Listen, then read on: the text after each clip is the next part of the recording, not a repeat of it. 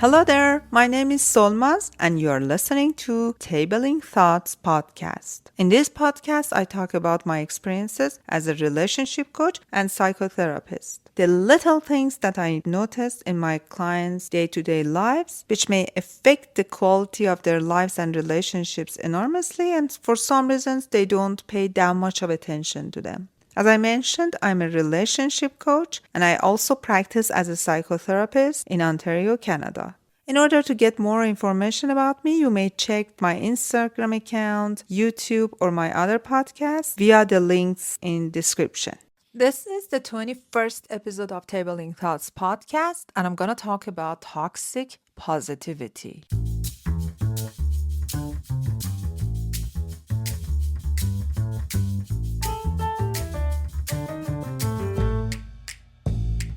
Toxic positivity refers to the overgeneralization of a happy, optimistic state across all situations to the point where it can become detrimental. It involves the belief that people should always maintain a positive mindset, regardless of the circumstances, and often dismisses genius feelings of sadness, frustration, grief, or pain. The mindset can invalidate real emotional experiences and push individuals to suppress negative emotions rather than process them in a healthy way.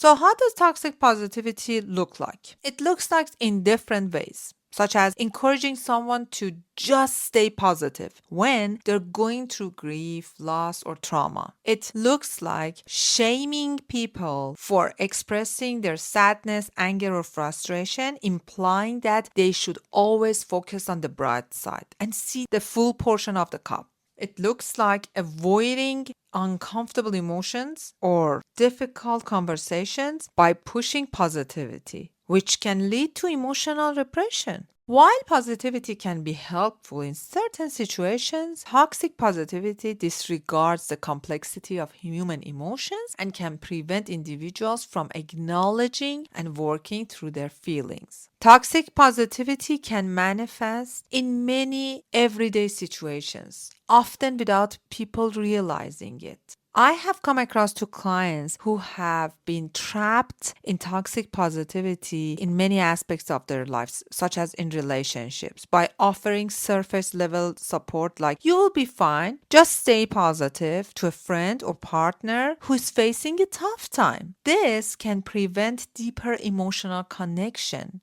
Such toxic positivity could unintentionally dismiss other people's feelings instead of validating their experience. In workplace culture, toxic positivity can show up as pressure to maintain a cheerful attitude, regardless of stress, burnout, or setbacks. Comments like, failure isn't an option, or we just need to stay positive. This kind of comments can dismiss real challenges employees face and discourage vulnerability. I remember in corporation I used to work, there was this kind of myth that, oh, you stay positive regardless to your challenges, just meet your sales target. Those comments were extremely irritating, specifically when an employee was going through tough time. On social media, there are platforms like Instagram or TikTok often perpetuate unrealistic portrayals of constant happiness and success. This creates such a pressure to present an image of perfect positivity even when life isn't going well, and it can make people feel inadequate for experiencing negative emotions. It's so common on social media. You see influencers that they always talk about the bright side of their life, how they do workouts, how they're always happy, spouse is happy, kids are happy, friends are happy, the place is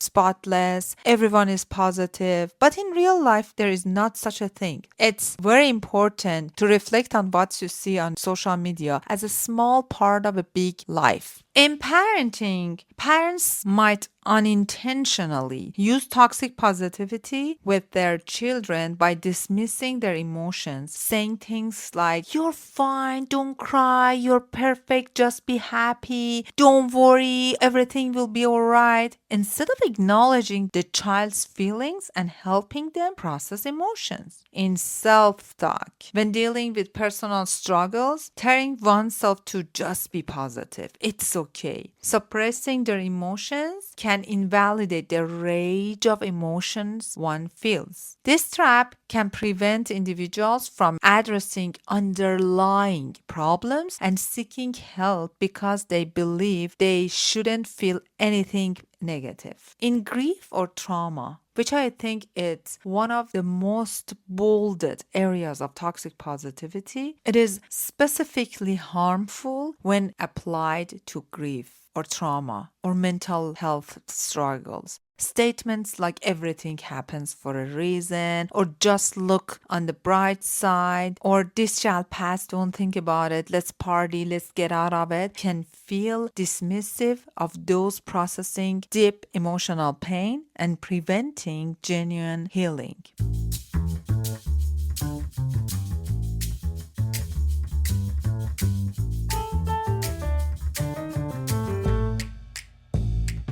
Let's talk about some techniques to help identify and overcome toxic positivity in life. The first step I always tell my clients is to recognize emotional avoidance. Pay attention to your instinct to avoid uncomfortable emotions. If you or others often respond to difficult situations with comments like, just stay positive, take a moment to ask, am I avoiding real feelings? Acknowledge the full range of emotions, including sadness, anger, or fear. Understanding that these are all valid emotions can help break the cycle of toxic positivity. The second technique is to validate emotions. Instead of jumping to silver linings, practice validating both your own and others' feelings. For instance, instead of saying, don't worry, it could be worse, which is one of the worst statements, I think, try saying, that sounds really tough, and it's okay to feel upset. Validate emotional experiences by saying it's okay to feel this way or your feelings are valid. This approach fosters emotional honesty and supports mental health. The third technique is to practice emotional honesty. Check in with yourself regularly by asking, how do I really feel? If you notice you are masking your true feelings with forced positivity, give yourself space to process the emotional honesty.